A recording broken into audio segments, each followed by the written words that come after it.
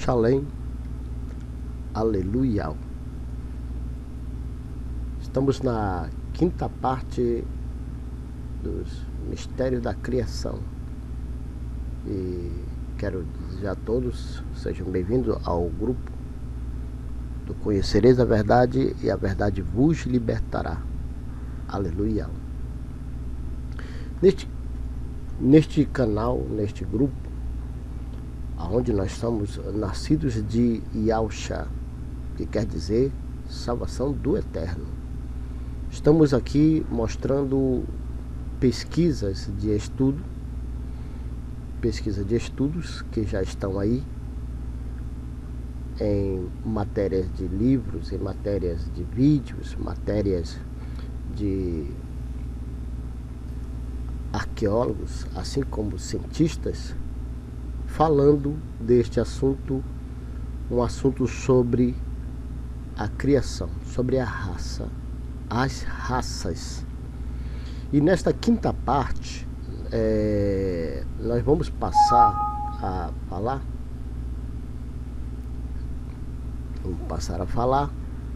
de um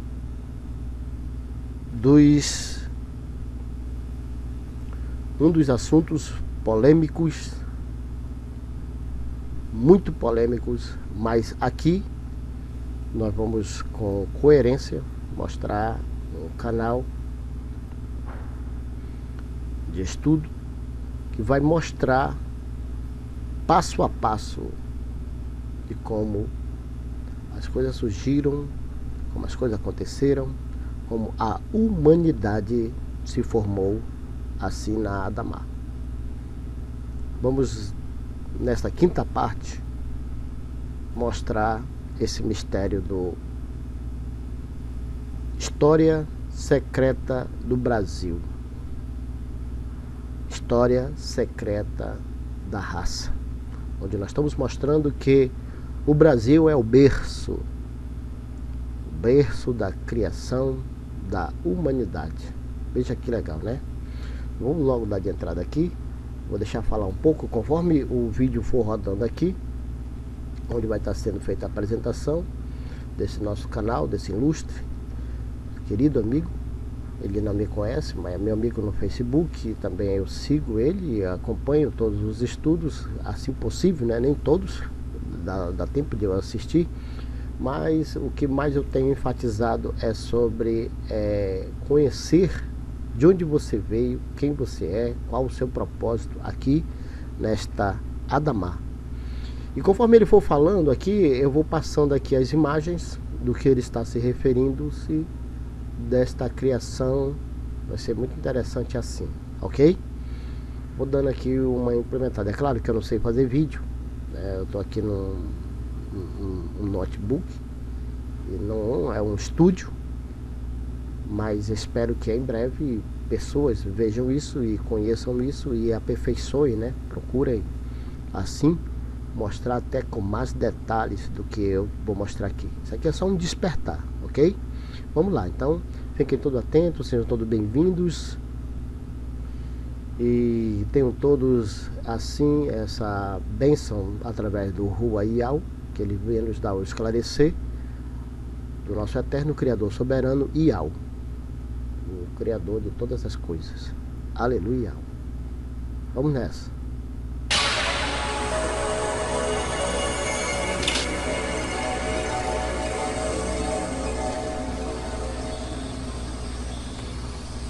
Olá, tudo bem? Boa noite, Floripa. Estou com o retorno muito alto. Boa noite, Brasil. Boa noite, mundo, principalmente Portugal, nossos amigos de Portugal, que são nossos contumazes assistentes. Nós estamos aqui hoje e antes da gente começar o programa Vida Inteligente, tem algumas coisas que eu gostaria de colocar, porque eu converso com os nossos telespectadores sempre durante a semana. Então nos colocaram algumas situações que muitas vezes a gente usa uma terminologia que nem todo mundo entende. E vocês têm percebido que muitas vezes eu até pergunto para o nosso convidado para que ele repita determinados termos, são muito contumazes. Mas eu vou tentar explicar, porque vocês já são de casa, nós estamos aqui desde há 3 anos já. Muitas das coisas que a gente fala aqui, elas estão num nível acima, vamos chamar assim, vamos dizer, uma oitava acima, se é o termo mais adequado.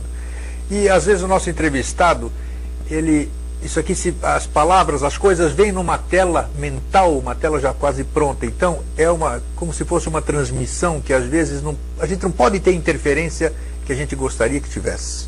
Mas sempre que possível a gente está recordando as coisas, repetindo, pedindo as palavras, repetindo, o reprise. Nós temos a coleção, se o Paraná puder, eu trouxe até a princípio, parece que até foi coincidência, se o Paraná puder enquadrar, essa aqui, tudo que a gente fala aqui, tudo que a gente vem falando desde setembro, deixa eu levantar um pouco, Paraná, isso, desde setembro de 2008, ou seja, as minhas entrevistas, nossas conversas com o Jorge Antônio Ouro, elas estão na coleção Mosaicos do Novo Ciclo. São 21 trabalhos, vocês multiplicam isso aí por 2 horas, são quase 50 horas de conversas e desses temas. Então, se você não entendeu na ocasião, você tem a oportunidade de rever essas coisas.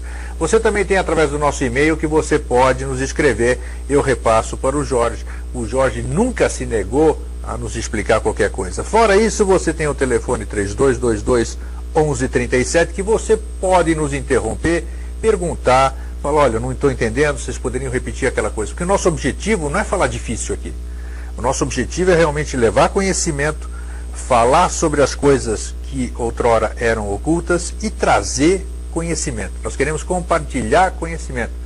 Nós trabalhamos pelo nosso futuro. Nosso, que eu digo, o meu, o seu, da sua família, de toda essa humanidade que nós estamos aqui em cima.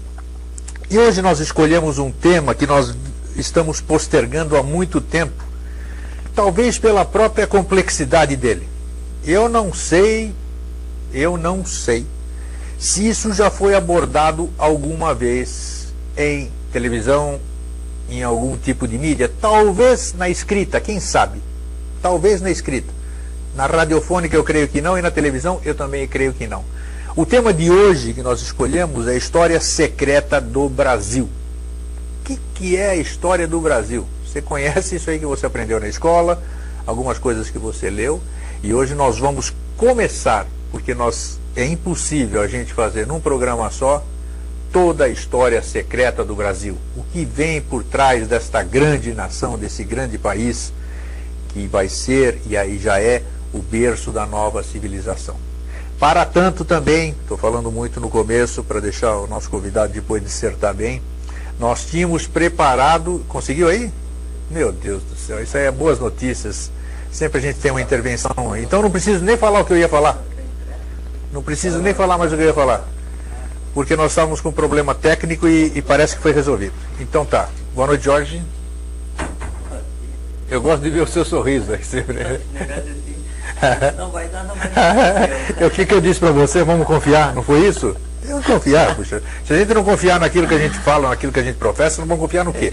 Não deu o problema da imagem, porque a imagem quer se exibir. Se ela não conseguiu... Perfeitamente. Então agora nós estamos aqui. Pois bem, Jorge, faz tempo que a gente quer falar sobre o tema, né? É ou não é? Faz. E nunca encaixa, né? Nunca acontecia, eu acho que por mim, sinceramente, eu teria postergado também. Mas chegou o dia. Chegou o dia da gente falar vai ser bom. Sobre a história. Vamos dar uma remexida aí, mas vai ser bom de falar. Então tá, então você preste bem atenção, por favor, reitero. Você tem alguma dúvida? 3222-1137. Você tem alguma dúvida? Vai aparecer o e-mail do Jorge no decorrer do programa, ali no rodapé. Vai aparecer o e-mail Vida Inteligente para você nos escrever. Então, por favor, sinta-se à vontade de nos inquirir, de nos indagar, de nos questionar. Tá bom? Jorge, nós vamos falar sobre a história secreta do Brasil em 2 etapas. Provavelmente. Pode ser que dê 3 etapas. Pode ser que dê 3 etapas. Hoje nós vamos falar o quê? Boa noite. Boa noite. Então, boa noite a todos. É uma satisfação estar aqui. Engraçado que às vezes parece que 2 semanas, parece que é mais tempo que demora para chegar na quinta-feira. Parece. Né? Nessa semana eu estou com essa sensação que faz mais tempo, né? Faz mesmo. Eu queria agradecer ao Lucas Diniz, que ele, enquanto estava atazanado nas coisas do dia a dia lá, ele deu uma força e preparou as imagens. Então eu disse para ele que ia mandar um abraço, Lucas. As imagens que nós vamos apresentar hoje, né? Importantíssimas. 6 imagens Só para embasar mais ou menos o que a gente vai conversar. E assim, são muitas informações, né? E tem informação que a gente podia chamar de informação acadêmica, que é o que está nos livros de história. Que nós todos aprendemos no ginásio, essa no colégio. A gente vai só se referir a ela para criticá-la, para iniciar a nossa conversa. Depois tem a outra parte, que é a história, é uma parte acadêmica sobre o que é o Brasil secreto, a história secreta do Brasil, mas já muito pouco difundido, né? Já muito pouco difundido. E depois tem a terceira parte, que é quem conseguiu resgatar as imagens do mundo de rádios subterrâneo do subterrâneo. Nossa Senhora. Foi o grande Silvio.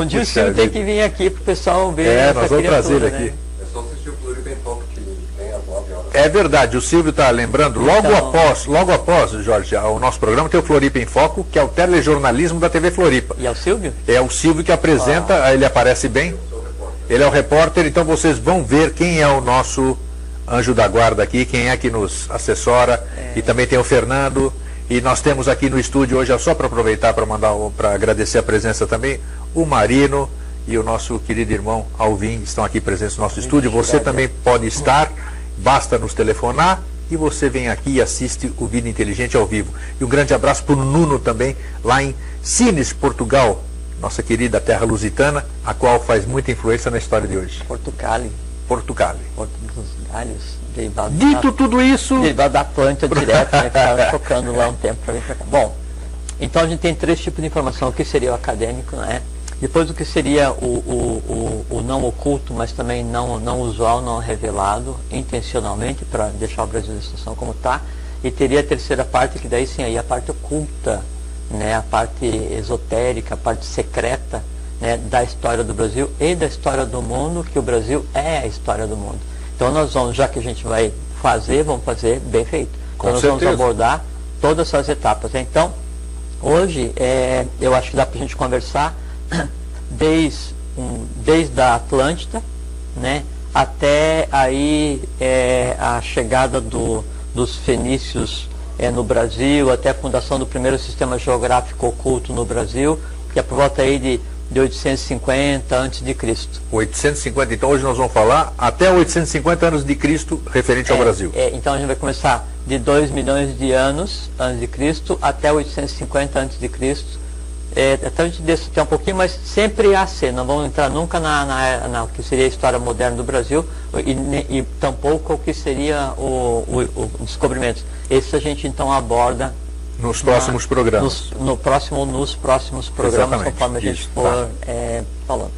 E a ideia em a gente abordar esse assunto é mostrar aonde é que nós estamos, no que é que nós estamos metidos e, por decorrência, quem nós somos. Puxa. Tá? Essa que é a ideia, isso que a gente vai fazer com que aconteça nesses 2 ou 3 programas. Eu queria começar, bom, hoje eu não costumo trazer nada escrito, mas como tem muita informação, não acadêmica, mas informação reservada, que eu quero tomar como referência para a partir dali a gente discorrer para a parte reservada ou oculta, eu trouxe algumas coisas anotadas. Aí pode ser que eu atrapalhe, porque não é usual esse negócio de trazer coisa anotada. Eu sei, todo mundo sabe. Mas aí antes eu queria ler uma coisa que é muito interessante. Depois também vou passar para o grego uma lista de livros que tratam desse assunto que a gente vai abordar e que são livros confiáveis, livros sérios e que podem ser tomados como referência. Como referência, muito bom. Desejar se aculturar aí com relação à verdadeira história do Brasil. Então, como vai ser 2 ou 3 programas, nós temos todo o tempo do mundo. Claro. Hoje a gente não está premido pela 1 hora. Vou botar o óculos para ler. Então, eu queria ler. Tem um pesquisador brasileiro chamado Bernardo Azevedo da Silva Ramos. Ele é tido como o Champollion brasileiro. Ele é conhecido mundialmente, não é? Respeitado mundialmente, a não ser no Brasil, onde ele é desconhecido e, portanto, não é respeitado. Mas então, o Bernardo Azevedo da Silva Ramos escreveu um livro sobre a tradição, inscrições e tradições do Brasil pré-histórico. Então, ele compilou mais ou menos 3.000 escritas fenícias e de outros povos em pedras, em montanhas, em templos, em construções através do Brasil. E ele criou, então ele lançou esse livro, né? E obviamente o livro é desconhecido no Brasil. Sim. Né? Depois você precisa dar o título, pelo menos, dele, sim, né? Você não mostrou ainda. Depois a gente vai. Não é esse livro aqui. Não é esse. Não, aqui é uma referência a ele, porque, veja, esse livro aqui foi escrito em Portugal, esse que eu tenho em mãos. E ele toma como referência para quase tudo dois brasileiros. Um brasileiro, Bernardo Azevedo da Silva Ramos, e o outro é Ludwig Schwabenhagen. Ele chamava Ludovico Schwabenhagen, o pessoal chamava. E ele então andou por aquela região do Piauí, virando aquele negócio aí do avesso. 7 cidades, tudo aquilo. Que tem a ver com a própria tradição do Brasil, com a tradição dos cários, e tem a ver com a própria Atlântida, tem a ver com a Agartha, tem a ver com Shambhala, tem a ver com os postos representativos, e que é tudo verdade. Bom, então eu queria ler aqui. Você não quer ler, Greg? Eu leio. Então, onde? Só você me dá o trecho então, aqui? Aqui. Então, esse pedaço aqui, até aqui, ó. Então, até aqui, tá bom. É um parecer, bom, eu não preciso usar o óculos. Então, é um parecer do Instituto Geográfico do Amazonas, né, assim, o mais reputado à época, a mais reputada instituição de pesquisa daí no Brasil.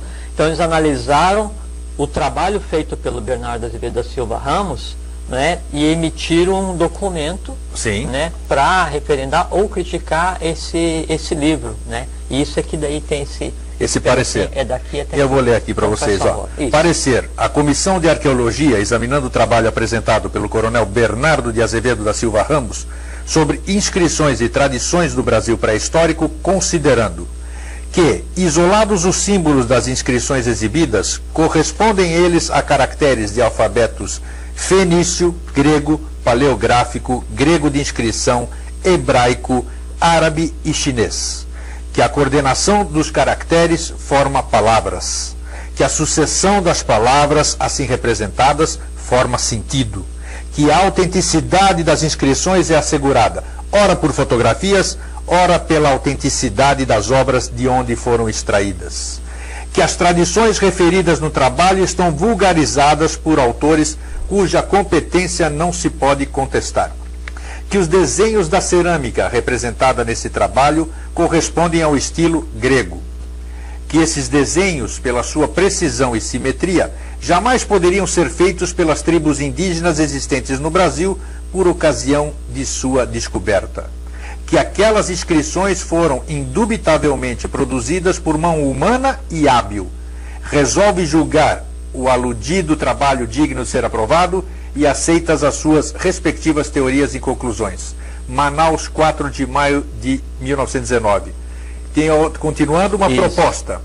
Proponho que o Instituto Geográfico e Histórico do Amazonas adote as seguintes conclusões que representam a síntese do trabalho do coronel Bernardo Ramos. Primeira, existiu no Brasil uma civilização pré-colombiana. Segunda, tal civilização foi trazida por migrações de fenícios e por gregos.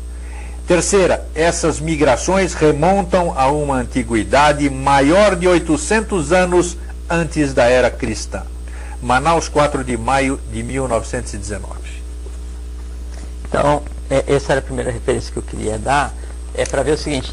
Então, teve e tem muita gente séria pesquisando seriamente sobre a verdadeira história do Brasil, só que isso não vem a lume, não vem à tona, não é divulgado, porque não interessa, porque reconhecer a história verdadeira do Brasil significa simplesmente reescrever a história da humanidade. E por que ninguém quer reescrever a história da humanidade?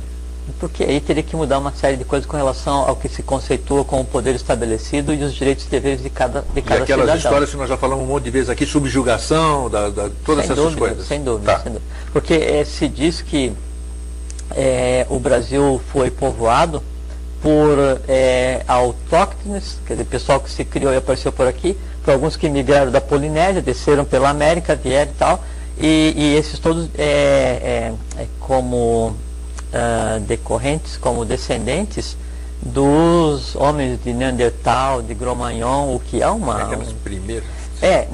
E aí se diz que o Homo sapiens, ele existe há 50 mil anos e que depois se desenvolveu então a civilização e essa coisa toda, né? Aí, nessa questão da temporalidade, nessa questão da cronologia dos acontecimentos, então isso se choca frontalmente, né, com a Gupta Vidya, ciência secreta, a tradição das idades. Isso, né? É comum, essa palavra. A Gupta Vidya é comum. E que coloca a história humana, né, a história do homem, enquanto aparência de homem, alguma coisa aí próximo de 14, 15 milhões de anos. 50 milhões é brincadeira, 50 milhões foi antes do penúltimo cataclismo da Atlântida, que a gente vai conversar agora em seguida. Então, para a gente entender o que é a pré-história do Brasil, para a gente entender o que é a coisa mundial em si, no que tange a evolução humana e ao caminhar da mônada pelo itinerário, né, das raças e sub-raças, obrigatoriamente o primeiro que a gente tem que fazer é deixar de lado qualquer conhecimento que a gente tenha, ou que nos tenha sido impingido, sobre essa questão de onde vem o homem, quanto tempo que ele existe, esse tipo de coisa. Tem um outro, depois a gente pode ler também, um outro referendo, do coronel Apolinário Frotti, que daí então ele fez também uma pesquisa nessa região do Amazonas, aí o Pará, vem até o Maranhão, e desceu depois até o Piauí, e ele disse que ele não teria coragem de publicar o que ele descobriu. Não teria coragem, porque ele tinha em mãos, fisicamente, né, a prova que os egípcios descendiam dos brasileiros. O que é isso? E aí, o livro que ele escreveu, né, nunca foi publicado. Né, não veio à tona. Os egípcios descendiam dos brasileiros, dos povos, habitantes, dos povos que habitavam o nosso território aqui. No Brasil, exatamente. Que não eram só índios, né? Não, negócio bem muito mais. E agora atrás, a gente vai conversar. Nós vamos começar ali onde vem a história. Aonde quando que é que o índio veio, o que é o índio que está no Brasil, o que é o tupi, o que não é. Exato, aquilo que nós fizemos na mala direta aí. Isso, exatamente. Agora então nós vamos começar a conversar. Então tá. Bom, para começar a conversar sobre o que é o Brasil hoje, sobre a pré-história do Brasil, nós temos que, para não ir muito atrás, né? Então vamos assim voltar um pouquinho antes da criação da Atlântida, né? Então, alguma coisa por volta de 6,5, 7 milhões de anos atrás. Milhões, não é mil, milhões de anos atrás. Aí, nesse período, então tinha acabado de acontecer o que seria o último cataclismo que afundou a Lemúria, que foi a terceira raça-mãe. Desse resultado, desse evento cósmico manifestado na Terra, então resultou uma parte física chamada Paradesa, que é um termo muito comum, né? A ilha de Paradesa ou Ilha Branca, que o pessoal pensa que tem a ver com Atlântida, mas não tem. Isso é pré-Atlântida, isso é lemuriano. Antes da Atlântida. Sim, é lemuriano. Lemuriano. E aí dessa época, né, da ilha de Paradesa, né, então alguma coisa aí, 13, 14, 15 milhões de anos, isso aí vem e sobra, né, até 7 milhões de anos, de quando vai se iniciar a história da Atlântida. Então sobra essa ilha, né, e sobra uma coisa que todo mundo conhece muito bem e que pensa que tem a ver com o Egito, que foi construído na época do Egito, né? O quê? A Esfinge. A Esfinge, né? Já falamos então, aqui, se quisermos datar a Esfinge, né, então nós temos que colocá-la em alguma coisa perto de 13, 14 milhões de anos. A Esfinge? Quem diz que vai pegar uma pedra Esfinge e datar com carbono 14 e dizer que ela tem 3 mil anos, é brincadeira. Né? Não tem nada a ver. E a Esfinge, ela passa por um outro processo e nela ela tinha todos os valores cósmicos que iam ser projetados para a raça humana até então. E aquele rosto também não era assim, né? Não, era um rosto humano. Humano, né? Porque seria o quinto princípio na Esfinge, né? E ela foi colocada naquela posição pelos lemurianos no final do seu ciclo, né? E aí já com a intervenção da Suda Dharma Mandalam, que era a grande fraternidade branca, que passou a existir, então, alguma coisa acima de 7 milhões de anos atrás e que não tem nada a ver com o pessoal que diz hoje. Já fizemos um programa especial sobre isso. Exatamente. Então, a partir disso, dá um corte na evolução e aí passa para o que seria a raça Atlante, a quarta raça-mãe. Os valores, né, que estavam nessa Ilha Branca... Então, o Brasil fazia parte da Atlântida. Vamos mais ainda. Tá. Vamos mais ainda. Então a gente pode dizer o seguinte,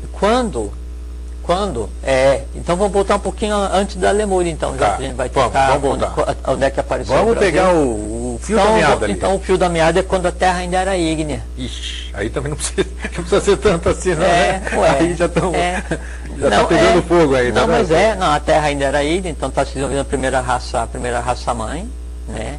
Aí, dentro do seu potencial, desenvolveu a primeira sub-raça, passou para a segunda, né? Que era essa bórea e hiperbórea.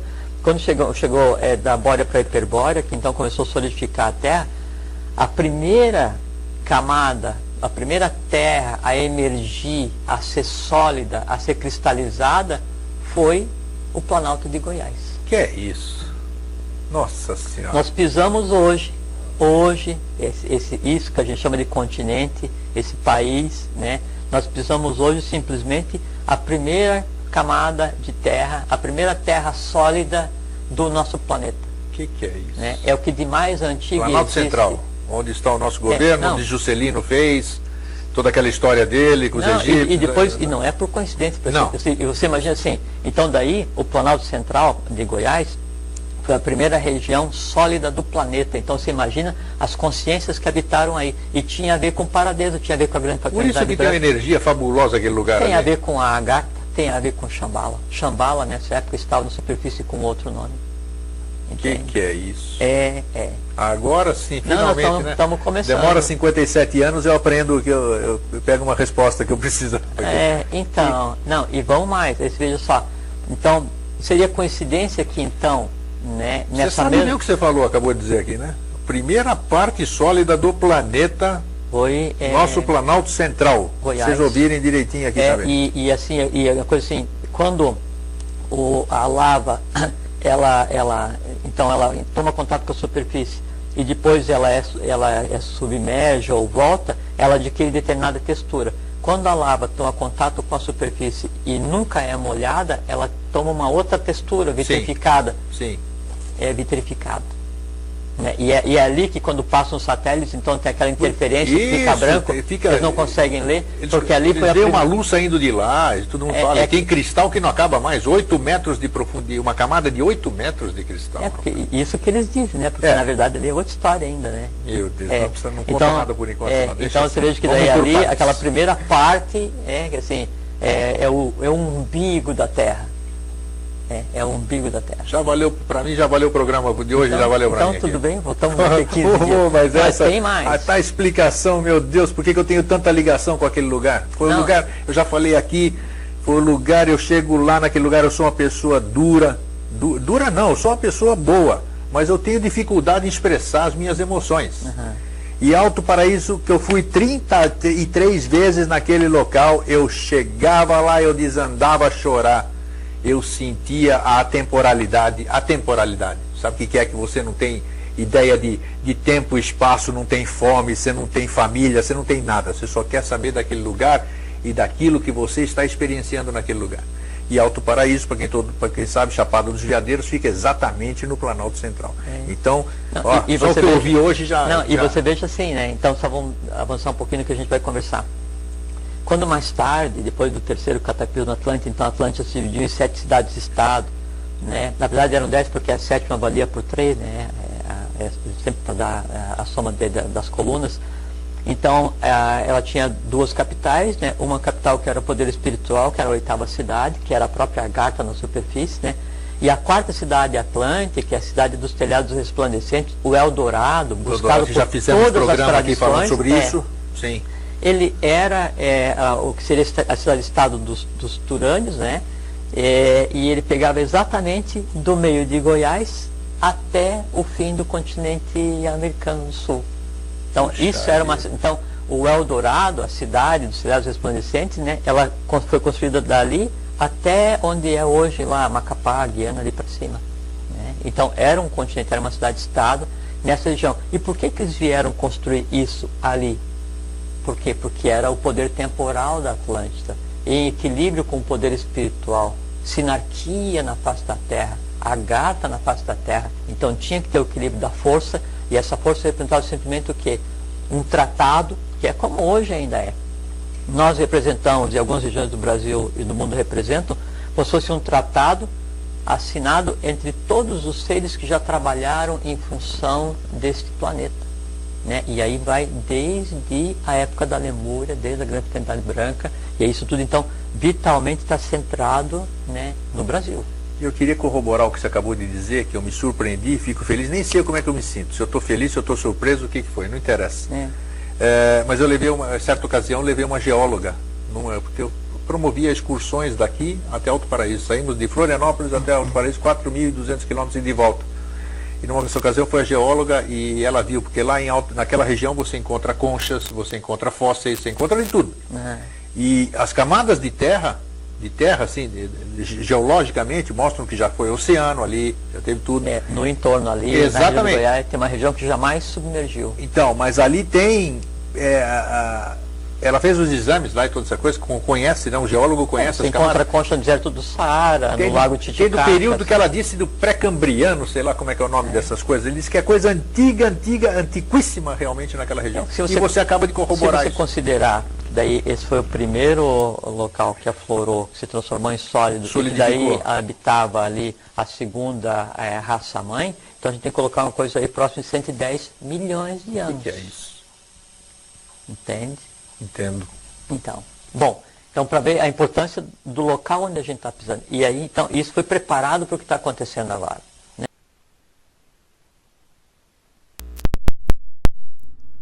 Bom, muito bem. Vamos dar uma parada aqui, ok? Uma paradinha aqui, já uns 31 minutos. E finalizando aqui a quinta parte, Mistérios da Criação. Este aqui é o grupo do Conhecereis a Verdade vos libertará. Nós não somos um grupo que buscamos mitologias. Nós procuramos ver dentro da história o fundamento com sobriedade e responsabilidade para passarmos o mais verdadeiro possível da história, dos acontecimentos. Então, a todos que estão conosco, fiquem atentos no nosso canal no YouTube, no Facebook, porque eu também posto lá no grupo do Conhecereis. E estou fazendo esse estudo também no WhatsApp, onde nós temos mais uma liberdade de falar, conversar, ouvir, né, as perguntas. E então, vamos dar uma parada aqui. Fica meu abraço e minha satisfação a todos vocês. Que o eterno Criador Soberano Yao, que são 4 letras, Yud, Re, Vav, Re, assim como as letras do hebraico moderno, para que você que ainda está em sistema religioso, entenda o que nós estamos falando. Nós falamos o nome do Eterno e escrevemos segundo a raiz da fala humana e dos animais. Convidamos a você a não dê like, não quero saber disso, eu quero que você compartilhe as pessoas, mostre esses vídeos, tem desde o primeiro, esse aqui já é a quinta parte, compartilhe, convide eles para participar no Facebook, lá no grupo do Conhecer a Verdade, convide para participar no WhatsApp, onde nós estamos ali fazendo estudos no Conhecereis, e eu tenho um grupo onde estamos falando esse estudo sobre as raças, lá num outro grupo no Zap sobre Universidade Yausha, que quer dizer salvação do Eterno, Universidade Salvação do Eterno. Fica aí a todos, salvação eterna, Shalem, que sejam todos abençoados, todos, você, sua casa, seus parentes, seus amigos, todos que estão em sua volta. Pense nisso. Você, sabendo a verdade, sabendo a verdadeira história, você pode mudar toda a história em sua volta. Shalem. Aleluia.